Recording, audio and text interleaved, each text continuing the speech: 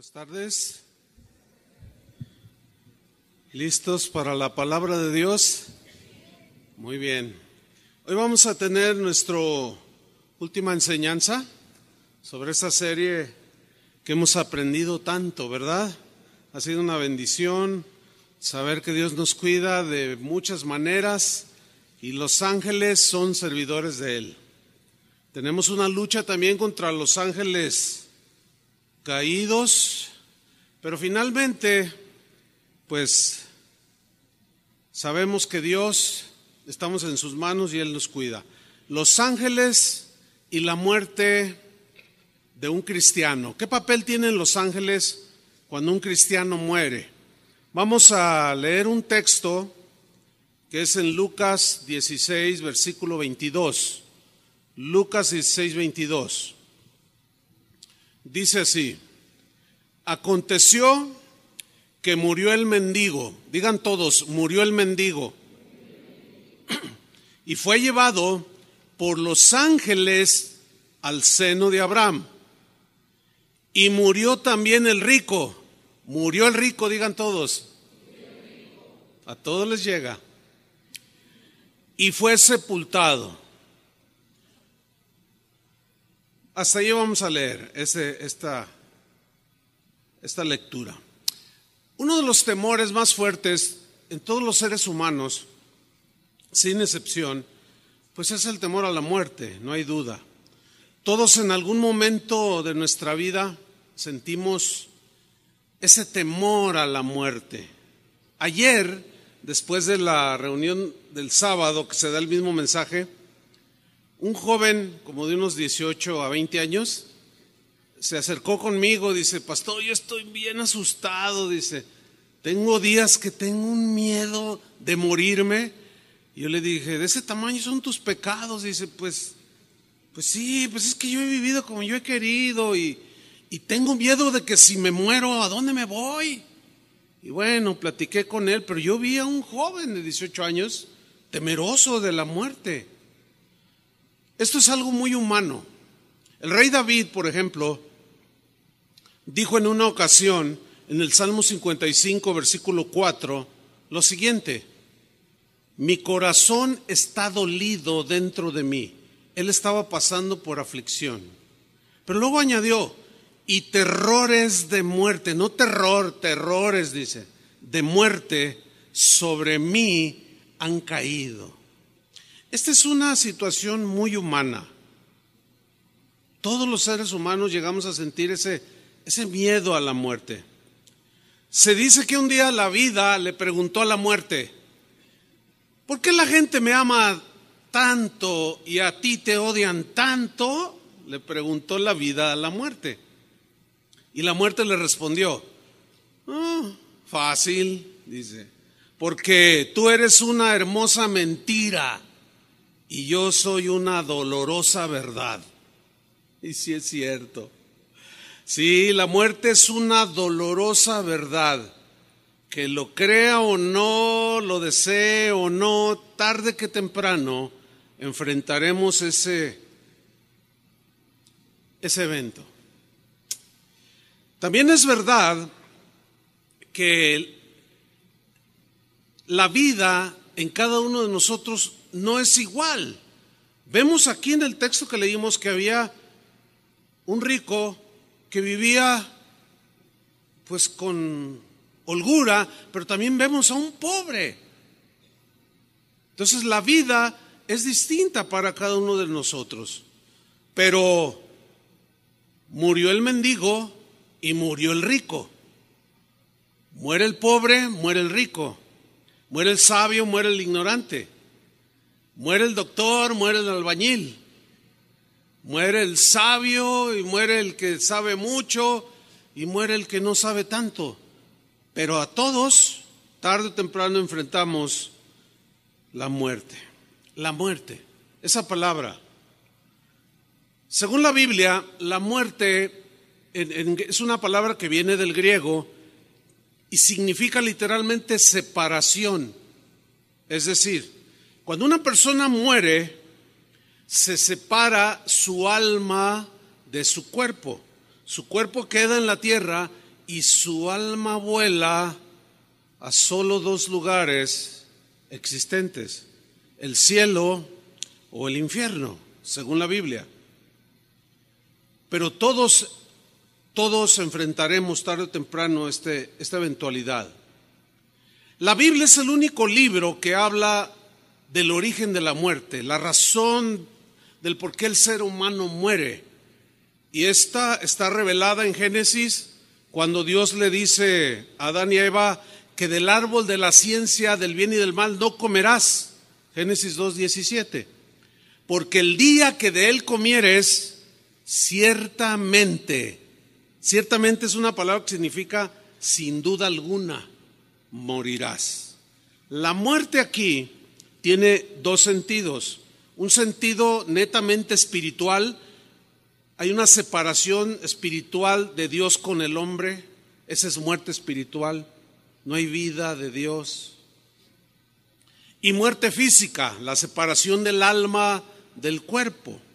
El espíritu, ese va a Dios, que es el hálito de vida, ¿sí? Pero el alma es donde está nuestra conciencia, donde están nuestros sentimientos, donde sabemos quiénes somos, donde discernimos, donde tomamos decisiones, donde está la voluntad. Ese es el alma, el yo, ¿sí? Consciente. Pablo nos revela posteriormente en el Nuevo Testamento, en Romanos 6:23, que la paga del pecado, ahí está, la paga del pecado, la consecuencia del pecado es ¿qué? Muerte, separación de Dios.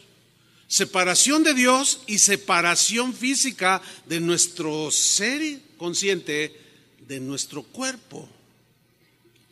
Es pues la muerte es como una cuenta que tarde o temprano tenemos que liquidar. A todos nos llegará el día en que la muerte vendrá a cobrarnos la cuenta. Los mexicanos somos muy dados a reír acerca de la muerte. El latino por naturaleza es así. Toman de la muerte de manera humorística. Se hacen calaveritas y se dicen dichos acerca de la muerte, pero ignoran que una eternidad de sufrimiento les espera. Por razones del ministerio, los cementerios son lugares donde frecuentamos los pastores, pues, de manera continua. ¿Por qué? Pues porque se mueren también ustedes, los hermanos. Entonces tenemos que enterrarlos, tenemos que sepultarlos, su cuerpo, aunque su alma vuela con el Señor, llevado por los ángeles del Señor hasta la misma presencia de Dios.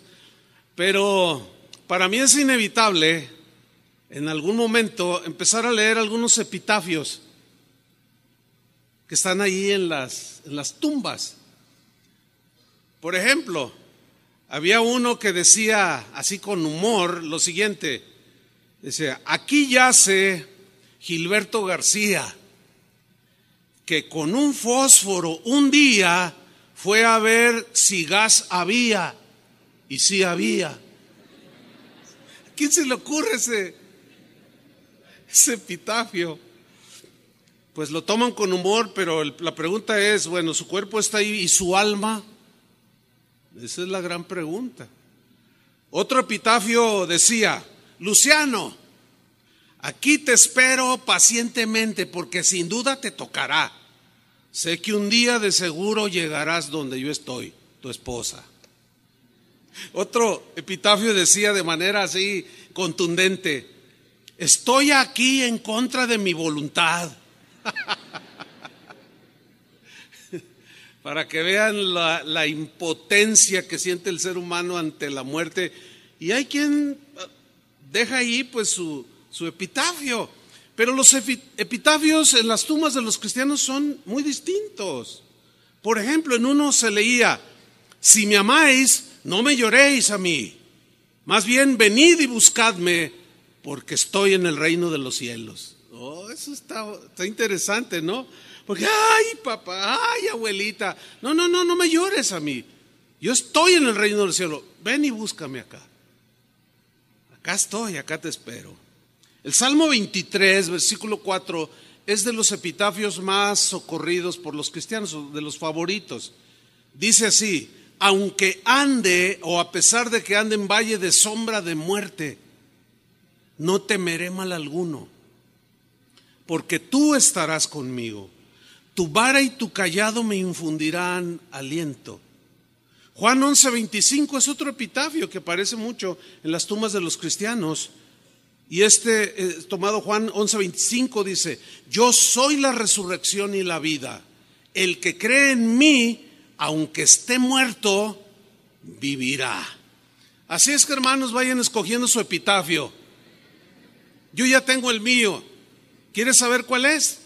Espera que sea que me muera. Pero imagínate que tú no alcanzas a pedir tu epitafio y que lo pongan, pero lo pone tu esposa, y que diga algo así como: aquí yace el hombre más fiel, trabajador y excelente padre que ha existido sobre la tierra.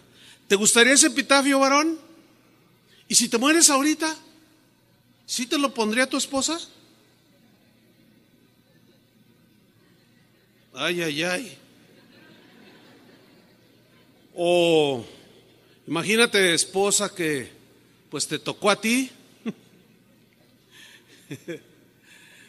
y te ponen un epitafio: aquí yace la mujer más virtuosa que conocí en toda mi vida. ¿Les gustaría ese epitafio, señoras? ¿Arreglaron la cama hoy en la mañana? Bueno, ya mejor lo dejamos ahí. Me voy a meter en problemas. Para los cristianos la muerte es un evento inevitable, lo mismo que para los no cristianos. Pero es muy, muy diferente cuando un cristiano muere.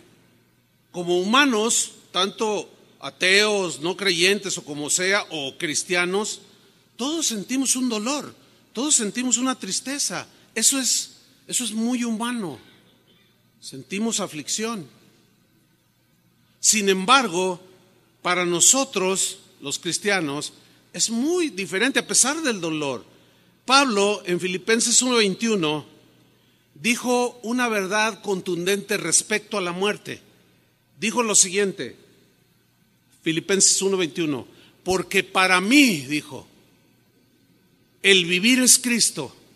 Mi vida está consagrada para vivir para Dios. Y el morir es ganancia, dijo.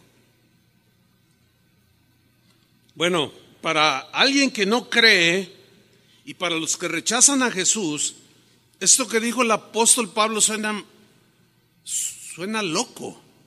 ¿Cómo que morirme es ganancia? Para ellos, cuando algunos de los que no creen mueren, ellos tienen una frase, así como nosotros tenemos esta: para mí el vivir es Cristo, morir es ganancia. Ellos también tienen su frase que no falta en cualquier funeral de gente que no vivía sin Dios, sin temor de Dios. Ellos dicen: lamentamos la terrible pérdida de fulano de tal. Para ellos es una pérdida, pero ellos creen que es una pérdida nada más porque se murió y ya no lo van a ver. Pero no ven el otro lado, no alcanzan a ver más allá, hacia la eternidad. ¿Dónde está su alma? Esa es la gran pregunta. Ellos dicen: lamentamos la pérdida, y nosotros decimos: nosotros ganamos cuando nos morimos. ¿Ven cómo es tan diferente? El rey Salomón, que era muy sabio, en Eclesiastés 7, versículo 1, dijo algo distinguiendo de lo bueno, de lo malo, de lo bueno, de lo mejor, lo más excelente. Dijo: mejor es el día de la muerte que el día del nacimiento. Suena raro, ¿no? A ver, mejor es el día de la muerte que el día del nacimiento. ¿Por qué dijo eso? ¿Qué significa? ¿Por qué es mejor el día de la muerte que el día del nacimiento? La respuesta es sencilla, hermanos. Porque es el fin, la muerte es el fin, en el caso de nosotros, de todos los afanes, de todas las luchas, de todas las aflicciones, de todas las preocupaciones. Ya no te vas a preocupar por la renta. Ya no te vas a preocupar por desvelarte, acostarte temprano y levantarte muy de madrugada para subirte a un camión atiborrado de gente que a veces no se baña. Todo eso se acabó. Las preocupaciones, las enfermedades, todo eso terminó. Por eso dice Salomón, mejor es el día de la muerte que el día del nacimiento. Una vez, en los inicios de casa de oración, allá por los años 80, nos sucedió algo que quiero contarles. Había una señora que tenía una hija que un día enfermó de muerte y nos pidió oración. Aquí oramos continuamente por los enfermos y Dios ha hecho milagros extraordinarios y le damos gracias al Señor. Pero recuerdo que pidió oración y oramos por su hija. Ellos asistían a casa de oración.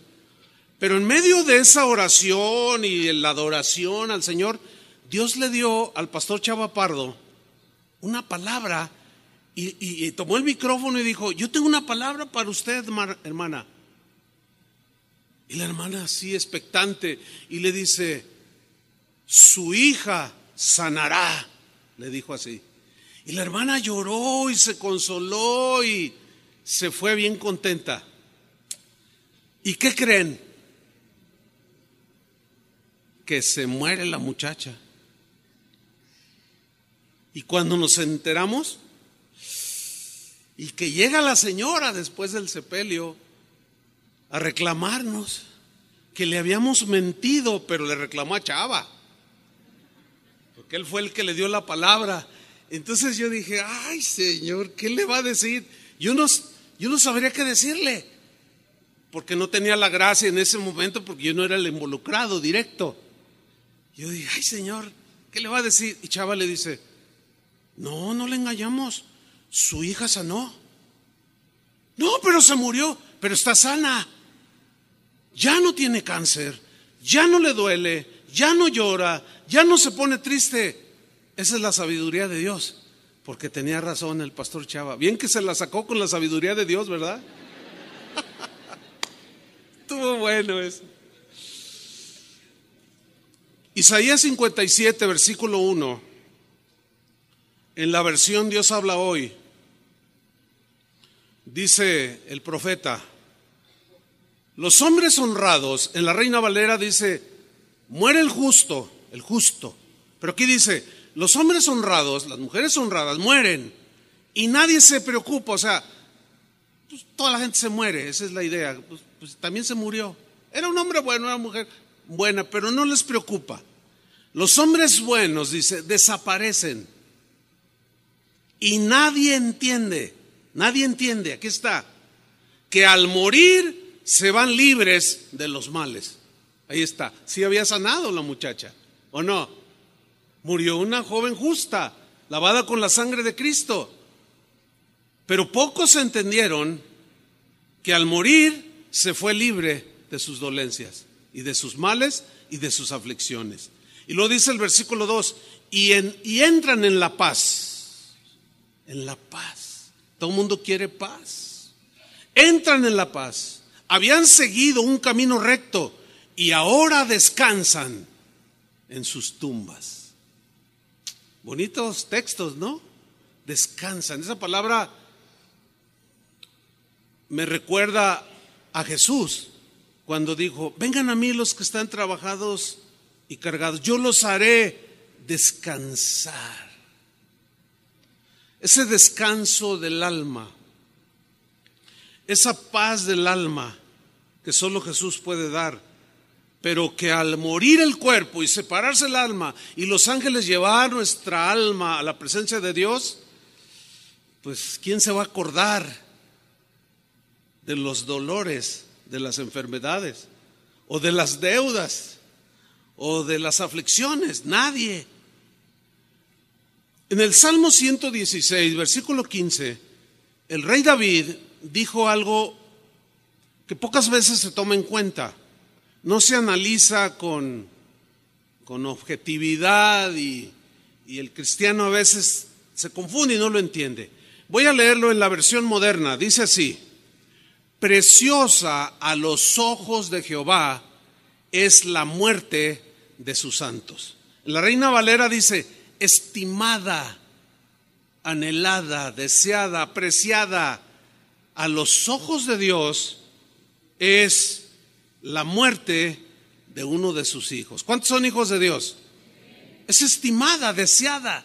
¿Cuántos de ustedes tienen hijos que viven lejos o en otro país? Levanten su mano. Uy, un buen número. ¿Les gustaría tenerlos cerca?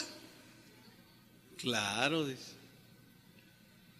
Pues quisieran que el hijo viviera cuando menos aquí en Guadalajara, pero vive lejos. Ustedes lo quisieran tener con ustedes. Cuando Adrián tuvo su primer nieto, y que es el único hasta ahorita, era el hombre más feliz de la tierra. Tanto que empezó a mandar fotografías de todos colores y sabores. Yo le tuve que decir: oye, ya no me mandes, ya tengo 1700 fotos de tu nieto. Ya me saturaste la memoria de mi teléfono. Es que estoy muy feliz porque mi nieto, y fotos así, cargándolo arriba, jugando, arrastrando, de todos.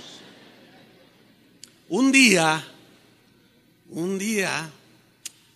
llega a la oficina y lo veo así su rostro muy apocado, así muy triste. ¿Qué tienes, profe? Yo no sé qué voy a hacer. ¿Qué pasó? Dice: mi nieto se va a ir a vivir lejos. Noten que no dijo mi hija, dijo mi nieto. Claro que ama a su hija y a su yerno, pero él dijo: mi nieto se va a ir a vivir lejos. Yo le dije: ¿a dónde se va? Y él dijo: a Los Cabos. Le digo: está cerquita, ya tendrás los tuyos, me dijo. Claro, uno quiere a sus seres queridos junto a uno. ¿Cuántos son hijos de Dios?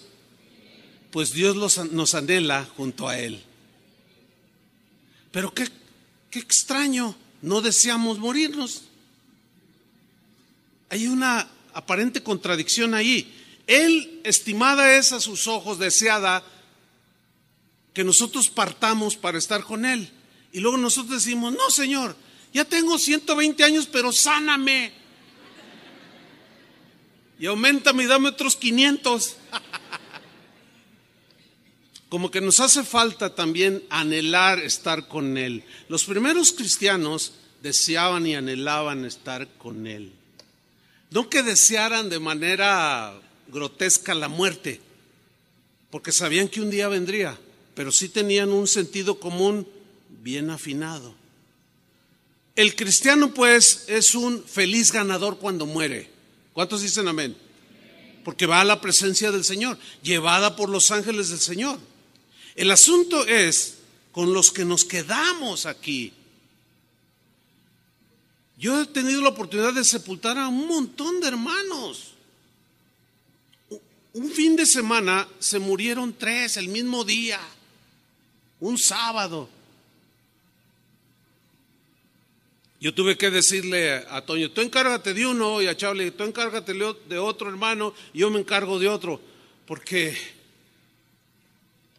pues así tenía que ser. Y celebramos en un mismo día 3. Y en 36 años, créanmelo, hermanos, se han muerto un buen número de hermanos. Pero he notado que los que nos quedamos, contrario a ellos ya se olvidaron del dolor, el llanto, las lágrimas, la tristeza, los dolores, porque ya en el cielo no hay más tristeza, ni más llanto, ni más dolor. Pero he observado que los que nos quedamos aquí tenemos que seguir luchando, tenemos que seguir peleando contra aquello que nos lastima.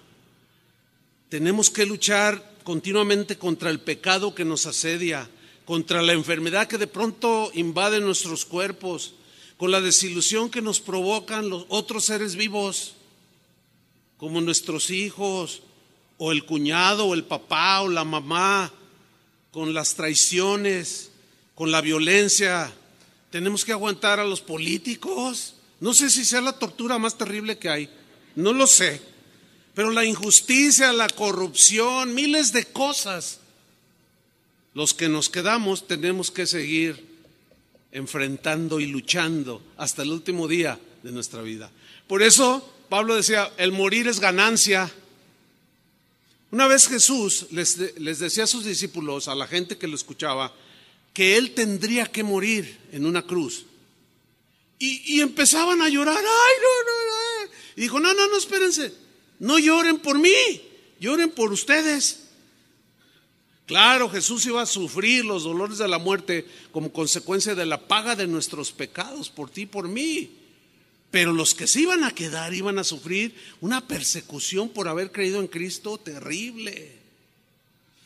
Por eso Salomón sabiamente en Eclesiastés 7:1, ahora lo voy a leer en la versión en lenguaje actual, ese mismo versículo ya lo leí anteriormente, pero leo hasta el versículo 4, porque miren lo que dice Eclesiastés 7:1. Más vale, dice, más vale ser respetado que andar bien perfumado. Tú puedes oler bien bonito, a limpio, higiénico, pero es de mucha más valor, según Salomón, que la gente te respete, y el respeto se gana por el comportamiento que tienes. Y empieza a contrastar lo que es de más valía. Y luego añade, más vale el día en que morimos que el día en que nacemos, que ya lo expliqué, la razón. Es de más valor. Versículo 2, vale más ir a un entierro que a una fiesta. ¿Y los fiesteros? ¿Cómo? Está loco ese Salomón. ¿Cómo va a ser mejor ir a un entierro que a una fiesta? ¿Por qué, siendo sabio, dijo eso? Ahorita vamos a ver por qué lo dijo, con sabiduría. Más vale ir a un entierro que a una fiesta, pues nos hace bien el recordar, al ver al difunto allí, que un día moriremos. En la Reina Valera dice, porque vamos a considerar y vamos a reflexionar y vamos a volver así, vamos a recapacitar, como diciendo algo así, algún día seré yo, algún día me tocará, y mi alma, ¿a dónde irá? ¿Qué va a ser de mi vida, de mi ser interior? Dice el versículo 3, más vale llorar que reír, el llanto nos hace madurar, porque el dolor nos quebranta y nos hace reflexionar. Versículo 4, en un funeral, dice, los sabios saben cómo comportarse, porque el sentido común está apropiado, está en buen nivel, se sabe cómo comportar, hay reflexión, hay volver en sí, meditando. Un día yo estaré allí sin duda. Y mi familia, ¿cómo me he portado con mi esposa? ¿Cómo he tratado a mis hijos? ¿Cómo me he comportado con mis compañeros de trabajo? ¿Cómo he maltratado o cómo he tratado bien a mis compañeros en la escuela o en el trabajo? O sea, el sabio sabe cómo comportarse, pero los tontos solo ríen y hacen chistes. Esos quieren siempre andar de fiesta. Y a muchos en la fiesta les llega por los pleitos que hay. Ciertamente, repito, como seres humanos nos duele, nos entristece y lloramos cuando un ser muy cercano a nosotros muere. Sin embargo, sabemos que es ganancia para él. Hay tristeza, pero a la vez hay un gozo. Hay unos sentimientos ahí medio encontrados, pero que nos ubican. Cuando un cristiano muere, tiene una promesa contundente que dio Jesús. Y esa promesa tiene que ver con la resurrección del cuerpo que está ahí en el hoyo, en la tumba. Había una familia, había 3 hermanos.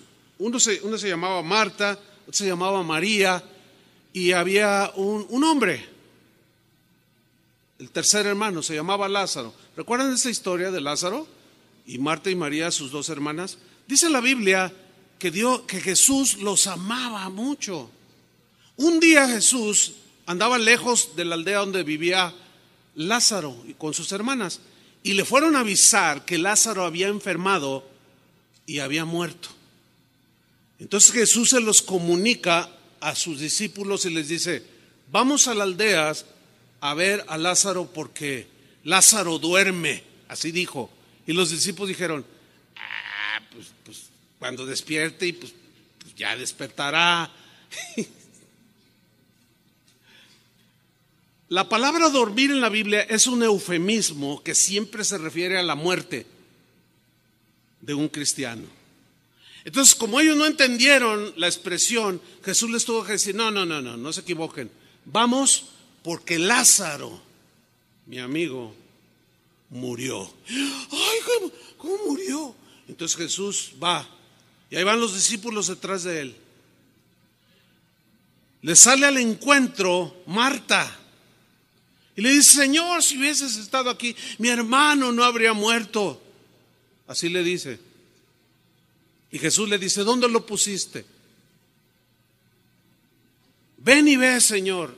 Y dice que cuando se paró enfrente de la tumba de Lázaro, dice ahí el Evangelio de Juan, y Jesús lloró. Ese es uno de los textos más cortitos que hay. Y Jesús lloró, mostrando Jesús un corazón sensible, solidario. Él como humano sintiendo lo que estaba sintiendo Marta y María. Y lloró. Llorar cuando se muere un ser querido no es un pecado ni falta de fe, como algunos pues afirman por allí, al no entender todo el contexto de la Biblia. No, Jesús lloró. Lloró porque lo amaba, lloró porque tenía que ser así, aunque él sabía lo que iba a hacer con Lázaro. Ustedes conocen la historia. Él sabía, dice, lo que iba a hacer, o sea, a resucitarlo de entre la muerte. En Juan 11:23, Jesús le dice a Marta: tu hermano resucitará, le dice. En el versículo 24, Marta le dijo: yo sé que resucitará en la resurrección, en el día postrero, o para el día del juicio. Ella tenía buena enseñanza acerca de la resurrección. Pero Jesús le dice en el 25, yo soy. No es una doctrina inventada, no es una filosofía, es una verdad. Y esa verdad es Jesús mismo. Dice, le dijo, yo soy la resurrección y la vida. El que cree en mí, aunque esté muerto, yo no tengo la menor duda que señaló la tumba de Lázaro. Aunque esté muerto, ¿qué dijo? Vivirá. Y luego había muchos a su alrededor, los discípulos y gente que le lloraba, que estaban ahí en el funeral o que habían estado en lamentación por días. Y voltea con los demás y les dice: y todo aquel que vive, que tiene vida ahorita y cree en mí, no morirá eternamente. Qué promesa tan contundente. ¿Cuántos creen de ustedes que tienen vida ahorita? ¿Creen? No morirán eternamente. Es una promesa de vida eterna. Dijimos que la muerte es la separación del alma del cuerpo. El espíritu también vuelve a Dios, dice que lo dio, dice Eclesiastés. Pero ¿cuál es el papel de los ángeles cuando un cristiano muere? Aquí es donde entramos en la materia. En Lucas capítulo 16, abra su Biblia, Lucas 16, hay una historia. Algunos dicen que es una parábola, otros que tienen mucho peso, digamos, en su interpretación bíblica a través de los siglos del cristianismo, dicen que no es una parábola, que es una historia. Yo en lo personal me incluyo porque es una historia, algo que sucedió. No es un ejemplo para ilustrar algo, es algo real, porque le pone nombre y lugares. Y en las parábolas no le pone nombre a nadie. Entonces, es una historia. Leámosla. Lucas 16, 19. Había un hombre rico, digan todos hombre rico. Había un hombre rico, dice, que vestía de púrpura y de lino fino El púrpura era el color de la tela más cara de ese tiempo. Era el color de los reyes, de los príncipes. El lino fino eran telas muy caras que solo usaban, como el día de hoy, la ropa muy cara solo lo usan los ricos. El otro día me estaban contando de alguien que era muy rico y que murió no hace mucho, y que encontraron en su vestuario de este hombre rico, encontraron como 300 trajes sin estrenar, todos de marca Hugo Boss, Armani, qué sé yo, trajes que valen hasta $10,000. ¿Se puede imaginar un traje de $10,000? Este me costó $100. Un traje de $100,000. ¿Quién lo paga? Gente rica. Porque a veces, como una vez me paré, andábamos en un viaje misionero, tuvimos un poco ahí para conocer. Estábamos en Suiza y fuimos pues a las relojerías cuando vamos para ver. Y yo me acuerdo que me paré enfrente así un aparador y estaba un reloj en pues como un aparato que daba vueltas. Estaba así, dando vueltas. Estaba bonito el reloj. Y cuando le veo el precio, oye, a ver, ¿qué precio ven? Decía $65,000, decía el precio. Y decía US, o sea, dólares. Y entramos a la tienda, salió una chica hablándonos en español. Y yo le dije, oiga, ¿el precio de ese reloj es en dólares? Y dice, sí, es en dólares. Y luego yo le digo, oiga, ¿y hay alguien que compre eso? Pues por eso los vendemos, dice. Bueno, ¿quién compra esas cosas? Un rico. ¿Sí? Y hacía cada día banquete con esplendidez. Cada día hacía comilongas. Gastaba más no poder. No dice si su riqueza provenía de haber sido un servidor público. No dice. Pero vamos a imaginarnos un poco, como suele haberlos por allí, que se gastan el dinero de la gente, que los proyectos que hacen los gobiernos para beneficiar a los más pobres, a los ancianos, a los huérfanos, a los que no pueden estudiar, y hay millones de pesos y se quedan con ellos. Y luego se van a Europa a gastárselo con botellas de vino de $5,000. ¡Qué vergüenza! Pero es una realidad. Y así vivía este rico. Había también, versículo 20, había también un mendigo llamado Lázaro que estaba echado a la puerta de aquel, lleno de llagas. Un mendigo vive de lo que le den. Sin duda a veces iba y metía su mano a la basura para sacar algo de comer. Pobre y enfermo, lleno de llagas. Y ansiaba saciarse de las migajas que caían de la mesa del rico. Y no le daba ni siquiera un poco. Qué terrible corazón. Y aún los perros venían y le lamían las llagas a Lázaro. Versículo 2. Aconteció que murió el mendigo. ¿Qué le pasó al mendigo? Se murió. Y fue llevado por los ángeles al seno de Abraham. O sea, llegó un momento que su cuerpo ya no dio más, su espíritu lo exhaló, ese fue directamente hacia Dios, y su alma se separó de su cuerpo. Vinieron los ángeles de Dios para llevárselo a la misma presencia de Dios. Oiga, ¿para qué tanto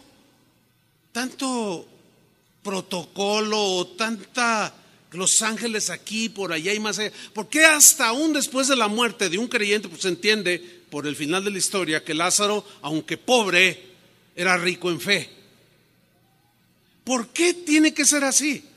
No nos olvidemos lo que dijo Pablo: no tenemos lucha contra carne y sangre, sino contra principados, contra potestades, contra gobernadores de las tinieblas de este mundo. Esos principados, potestades son ángeles caídos, demonios. Eso ya lo explicamos, lo recuerdan, ¿no? Bueno,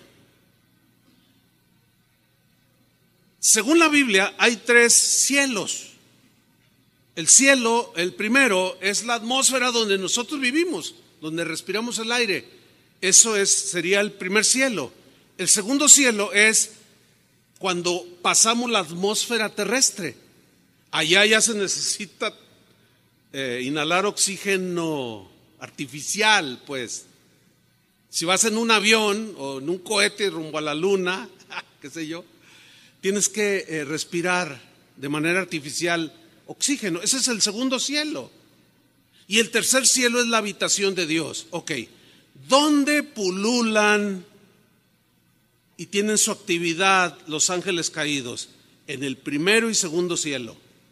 Porque en el tercero ya no, en el tercero de allá fueron expulsados. Entonces, cuando el alma de un cristiano muere, los demonios quieren aún después de la muerte de un cristiano dañarlo. Por eso es que el Señor asignó ángeles que en el momento que nuestra alma sale, nos toman y nos dirigen. ¿Cuántos? Han de ser millones de ángeles cuidándonos, guardándonos con espadas relucientes tipo Jedi, qué sé yo. Por decir algo que se me ocurrió allí.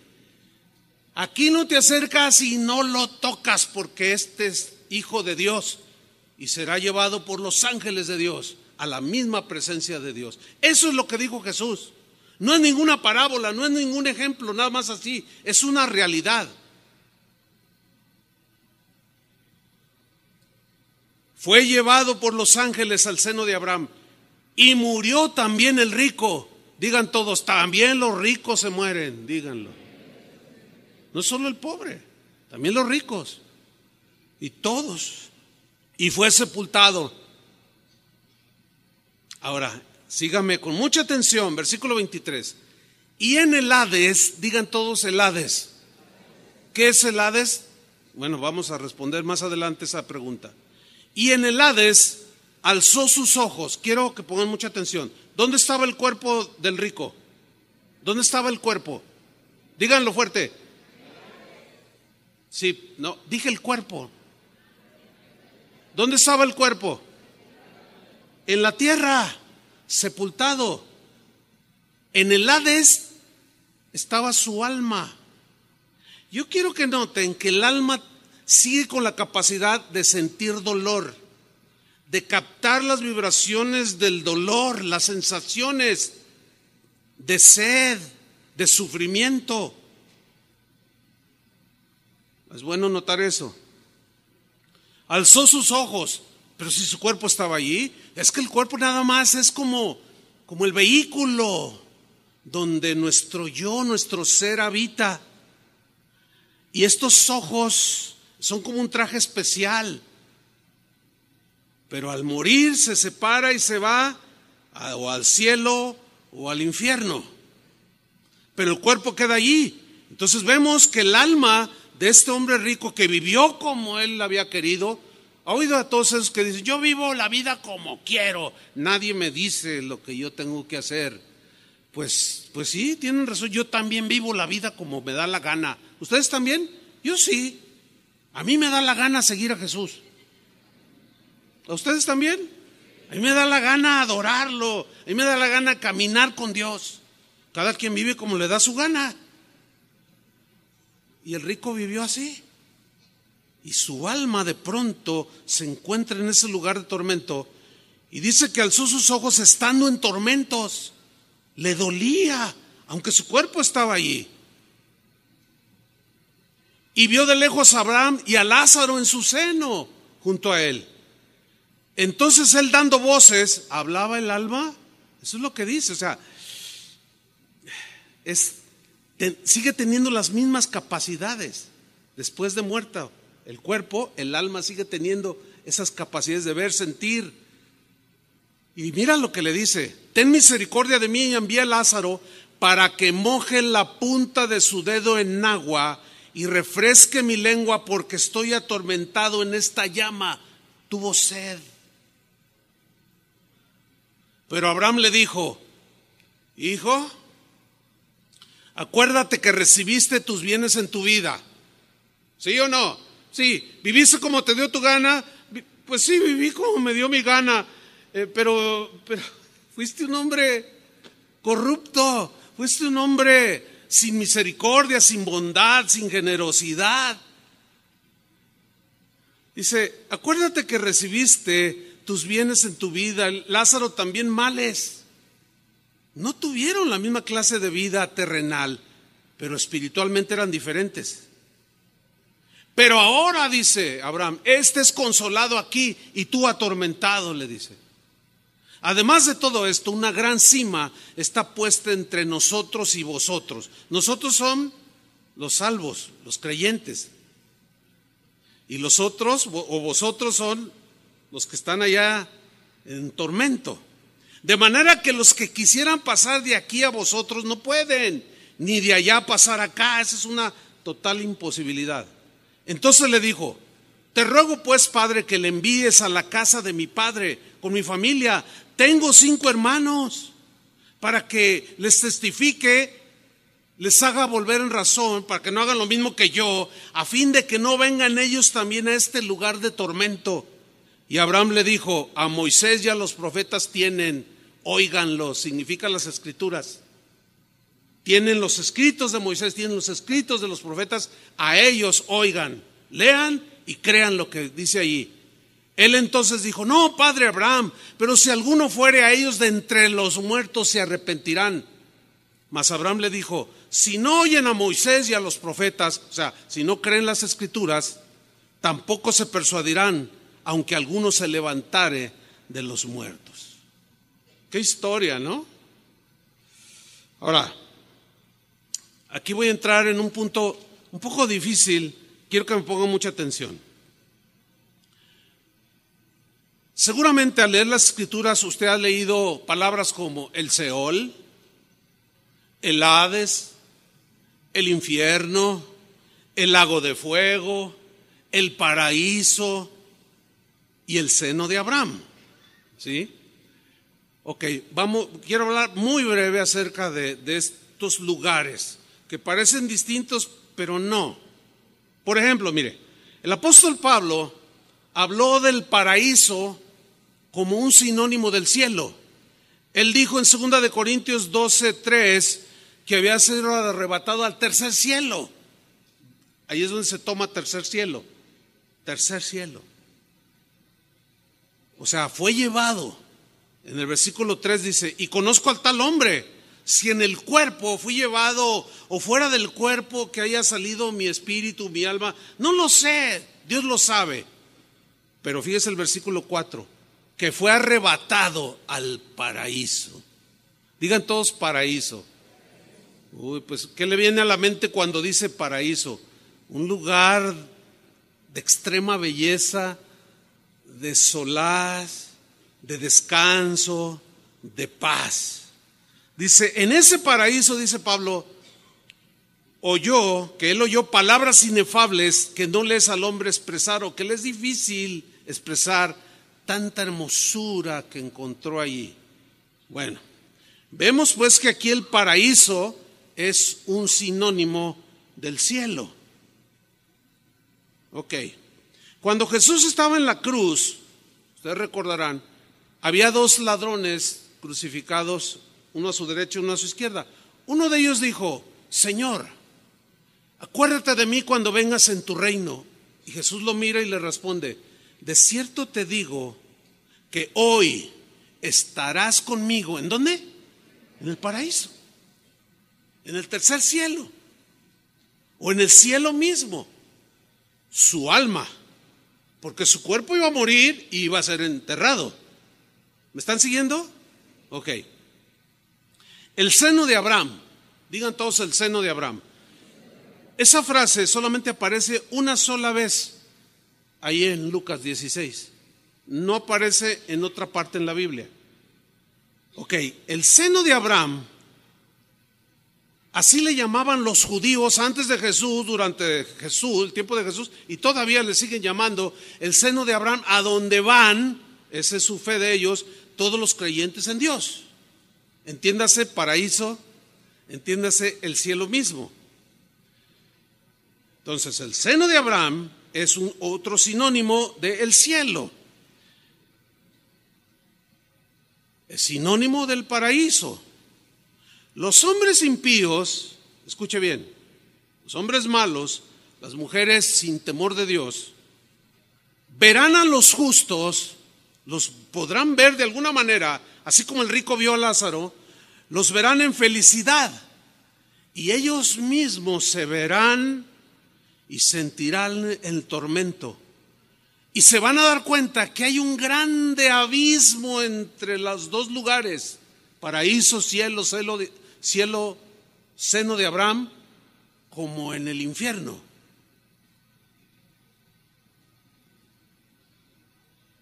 Ni ellos pueden salir de allí, ni nosotros vamos a querer salir de acá. ¿Han oído ustedes cuando la Biblia dice el Seol? ¿Qué es el Seol? El Seol es simple y llanamente la tumba, el lugar de los muertos, o sea, de los cuerpos que ya no tienen alma ni espíritu. Ese es el Seol, la tumba. ¿Dónde estaba el rico? En el Seol. ¿Dónde estaba Lázaro? En el Seol, o sea, en la tumba, bajo tierra. Bueno, acuérdense que dice la Biblia que estando el rico en el Hades, digan todos el Hades. Ok. La palabra Hades es una palabra griega que significa el infierno. Ahora, ¿dónde estaba su alma? En el Hades. ¿En dónde? En el infierno. ¿Dónde estaba su cuerpo? En el Seol, bajo tierra. ¿Sí? La Biblia, Jesús lo nombró otra palabra que es el Gena. Esta tiene otra raíz, Gena. Su raíz también es griega, pero también se traduce como infierno. Las Escrituras en el Nuevo Testamento nos enseñan que el Seol, o sea, la tumba, ahí vamos todos los seres humanos, creyentes o no. Ahí vamos. Esto nos enseña el Nuevo Testamento. El Hades es el lugar temporal donde van los malos, los corruptos, los mentirosos, los adúlteros, los pecadores, los que viven como quieren, van al Hades. Nosotros vamos al paraíso. Ambos son lugares temporales donde el alma descansa o está atormentada. Ambos, creyentes y no creyentes, esperamos la resurrección final. Los impíos no quieren que llegue eso, porque aún sus cuerpos resucitarán, se volverán a unir con sus almas para finalmente ser sentenciados en el juicio del gran trono blanco, que se conoce como el día del juicio final, y serán lanzados al lago de fuego, que es donde está el lloro y el crujir de dientes, donde hay tormento por toda la eternidad, contrario a los que creyeron en el Señor, que están en el paraíso. Al venir sus cuerpos, al venir la resurrección, se une con sus cuerpos y vamos en cuerpo, alma y espíritu al tercer cielo. Ya no en alma, sino con el cuerpo resucitado. ¿Entendieron, hermanos? ¿O más o menos? No, dice la hermana, bueno, pues vuélvanlo a escuchar, ya no lo puedo repetir. Eso es lo que les iba a decir, vuelvan a escuchar. Son sinónimos, no son lugares diferentes. No nos hagamos mucho problema. Si no, pues olvídense, ¿no? No son lugares diferentes, son sinónimos. Ok. Lucas 23:43. Aquí nos lo dice Jesús, lo que yo acabo de afirmar. Dice Lucas 23:43. Entonces Jesús le dijo: de cierto te digo que hoy estarás conmigo en el paraíso. Refiriéndose al ladrón. ¿Quién iba a estar con él en el paraíso? El alma. así como el alma misma de Jesús. ¿Su cuerpo dónde quedó por 3 días? En una tumba. Ok. Segunda de Corintios 5:8. Pablo nos asegura que un cristiano que muere inmediatamente va a la presencia del Señor. Algunos que confunden un poco el verbo dormir con que nos dormimos hasta que Él viene, y el sueño de no saber nada por un texto que viene en Eclesiastés. No, es un eufemismo, se repite o repito. Y Pablo aquí nos lo asegura, que en cuanto un cristiano muere va a la presencia del Señor. Dice, pero confiamos, y qué más quisiéramos, estar ausentes del cuerpo, o sea, ya no estar en este cuerpo, y presentes al Señor inmediato. Filipenses 1:23, Pablo sigue hablando del mismo tema. Él tenía un conflicto. Los filipenses estaban madurando y él decía, el Señor me ha mostrado que ya voy a partir pronto, pero no sé qué sea mejor, si quedarme aquí por causa de ustedes para yo seguirlos pastoreando, ministrando, o estar con el Señor. Miren lo que él dice: teniendo deseo de partir y estar con Cristo, lo cual es muchísimo mejor. Fíjate, partir y estar ¿con quién? De manera inmediata, con Cristo. ¿Dónde está Cristo? Pues en el tercer cielo, ya en cuerpo resucitado, lo cual es muchísimo mejor. Ahora, en Apocalipsis 19:20 y capítulo 20, versículo 10, 14 y 15, ahí habla de un lugar que es el infierno literal, ya.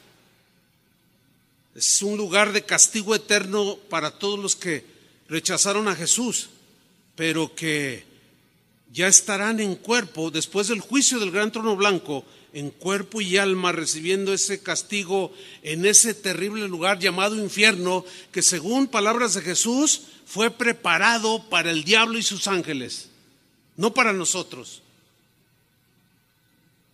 Pero allí van todos aquellos que siguen el ejemplo de Satanás, de rebeldía contra Dios.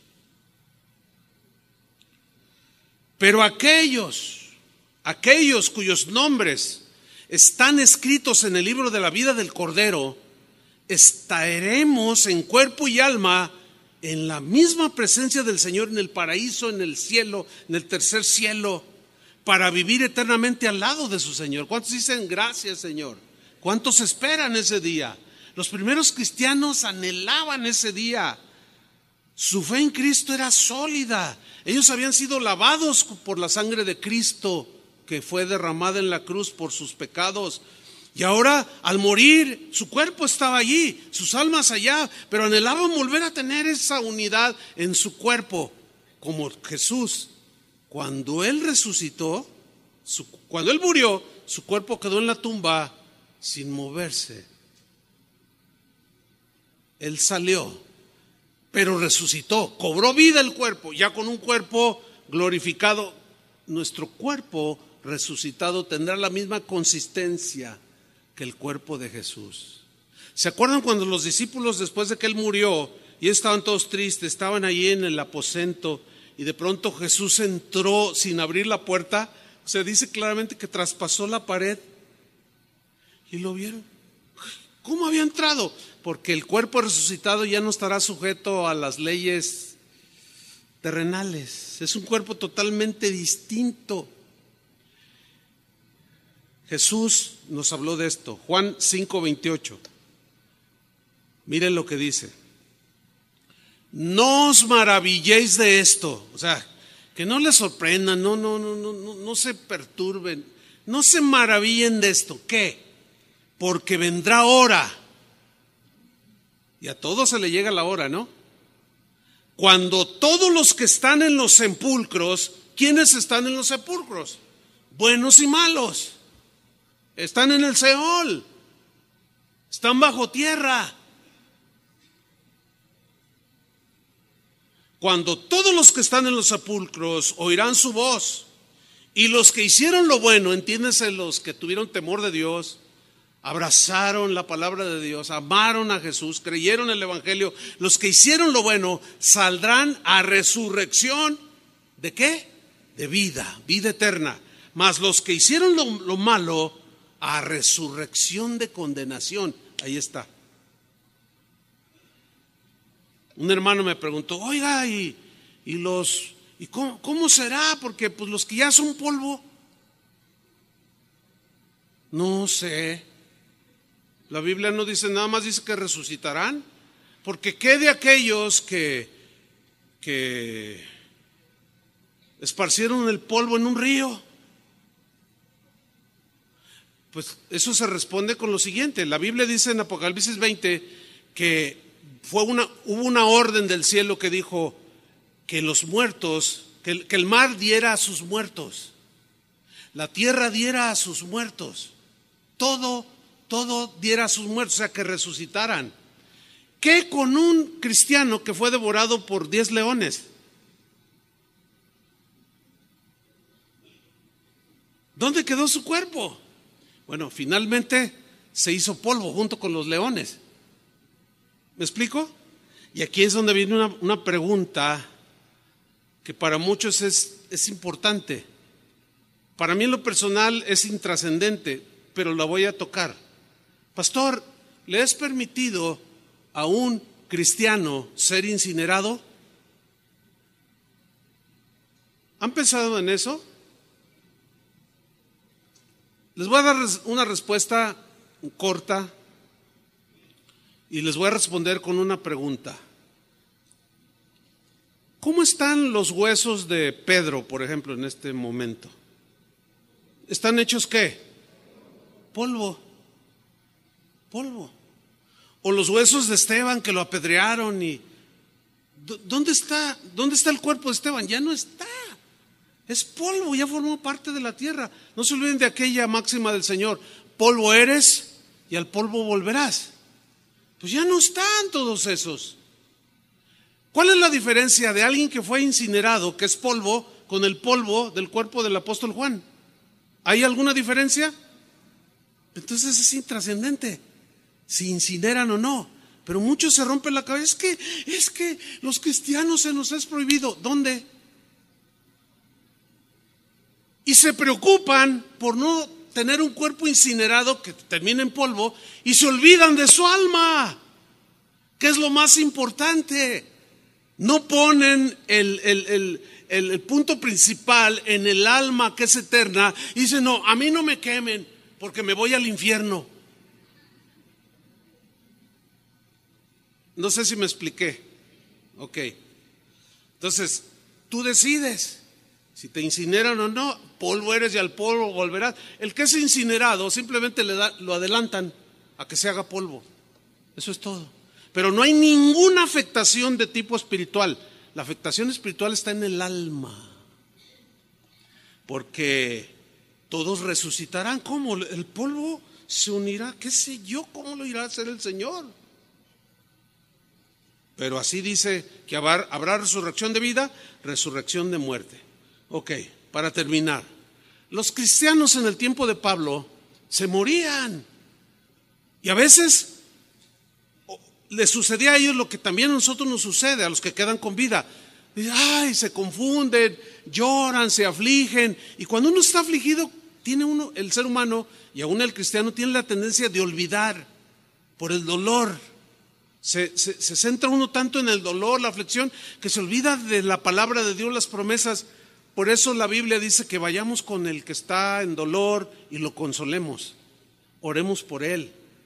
Porque algo nos pasa. Cuando estás enfermo, como que no conectas bien las ideas y hasta se te olvida que el Señor sana. Cuando estás triste, lloras y dices: ay, ya me abandonó hasta el Señor. Y no es cierto, es el estado de ánimo. Y a los cristianos en Tesalónica les pasaba algo así. Por eso Pablo les escribió lo siguiente. Vamos ahí y terminamos. 1 Tesalonicenses 4:13. Dice Pablo: tampoco queremos, hermanos, que ignoréis acerca de los que duermen. Acuérdense que dormir aquí significa que han muerto. ¿De acuerdo? Es un eufemismo. Que más abajo se dice más claro. Tampoco queremos, hermanos, que ignoréis acerca de los que ya se murieron. Dice otra versión muy claramente. para que no os entristezcáis como los otros que no tienen esperanza. O sea, hay una tristeza muy diferente la que sentimos los creyentes a la que sienten los no creyentes. Mire, muchas veces hemos estado sepultando a un hermano, a una hermana, Julio, Chuy García, los que dirigen la alabanza, con una guitarra cantamos alabanzas. No es más que un hasta luego, no es más que un breve adiós. Y allá en el cielo nos volveremos a ver en la presencia del Señor, etcétera. Y hay llanto en los familiares, pero no hay esa desesperación como dice aquí. No quiero que ignores cerca de los que ya murieron, para que no se entristezcan como los otros. ¿Quiénes son los otros? Los que no tienen fe, los que no creyeron. Y cuando se les muere a alguien es una total desesperanza, porque no la tienen. ¿Cuántas veces hemos vivido esto?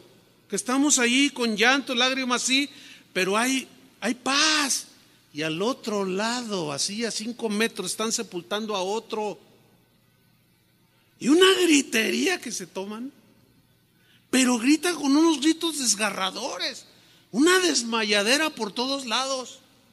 Las botellas de alcohol, no para tomar, en este caso, sino, mamá, ¿por qué te voy? Se quiere aventar al hoyo, con una desesperanza total. Mire, no pocas veces esa gente ha venido, por favor, ¿cuánto nos cobran por cantar esas que cantan? Vengan a cantárnoslas acá. Me dice Chuy, ¿cómo ves? Le digo, no, pues ve y cántale unas 3. A ver, vayan los cantores, las cantoras. Pero pues, obviamente ellos quieren pagar, imagínense. Es que oímos, ¿y por qué ustedes están así? Hay algo diferente. Y Pablo dice, no sean como los que no tienen esperanza, que se desmayan. No, es una ganancia para el que está muriendo allí. Y ustedes tienen que entenderlo. Versículo 14. Porque si creemos que Jesús murió y resucitó, ¿cuántos creen? Ok. Así también traerá Dios con Jesús a los que durmieron en Él, o a los que murieron creyendo en Él.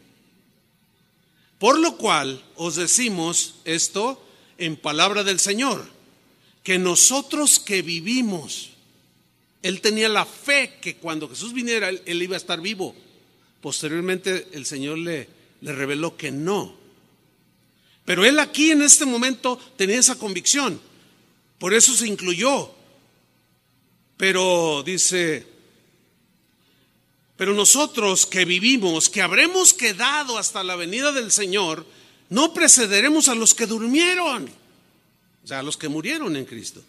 Porque el Señor mismo, con voz de mando, con autoridad, con voz de arcángel, porque acuérdense que los arcángeles eran principales que tenían autoridad y ellos ordenaban, y los miles y millones de ángeles que estaban bajo su cuidado, de Lucero, de Miguel y de Gabriel, que son los 3 arcángeles de Dios, ellos eran principales con voz de autoridad. Ahora Jesús mismo, con esa autoridad, eso significa voz de arcángel, con autoridad, y con trompeta de Dios, descenderá del cielo. Y aquí ya nos dice claramente, y los muertos en Cristo resucitarán primero. Luego nosotros los que vivimos, supongamos que viene en este momento el Señor. Según esto, ¿quiénes resucitarán primero? Todos los que hemos sepultado en los distintos cementerios aquí en la ciudad. Ellos resucitarán primero, dice. Luego nosotros los que vivimos, los que hayamos quedado, seremos arrebatados juntamente con ellos en las nubes, y en ese arrebatamiento seremos transformados. No vimos la muerte los que quedemos, o los que tengan el privilegio de no ver la muerte. Sus cuerpos serán idénticos a los cuerpos resucitados de los hermanos en Cristo. Y recibiremos al Señor en las nubes y así estaremos siempre con el Señor.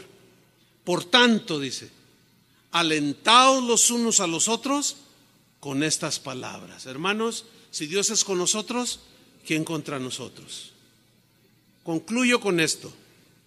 Está comprobado por muchos estudios que se han hecho que la actividad más reiterada, más repetitiva que los ángeles buenos y malos tienen es en los hospitales. Usted pregúntele a cualquier enfermera, a cualquier doctor que trabaje en un hospital y pregúntele: oye, ¿tú sabes de historias raras, así extrañas, como que la gente, casos así como por ejemplo que sucedió aquí en el Hospital del Seguro que está aquí como a 1 kilómetro, de una señora que gritaba desgarradoramente? Había sido una señora mala. Y ahí hay varios cristianos que asisten aquí a casa de oración. Gritaba y decía: ya viene por mí, yo no me quiero ir, son demonios, están horribles. Y gritaba desesperadamente como que miraba algo. Estaba a punto de la muerte. Y los demás: no, ¿qué vemos? Nadie la está llevando, señora. Sí, aquí está. Y de repente, ¡shh! ¿Quiénes eran esos? ¿Ángeles de Dios? Pero también va a escuchar historias de cristianos, y yo lo he vivido así directo,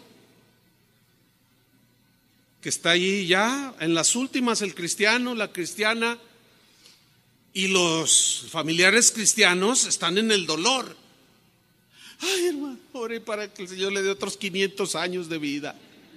Ay, sí. Entonces uno pacientemente trata de hacerlos entender. ¿Cuántos años tiene tu mamá?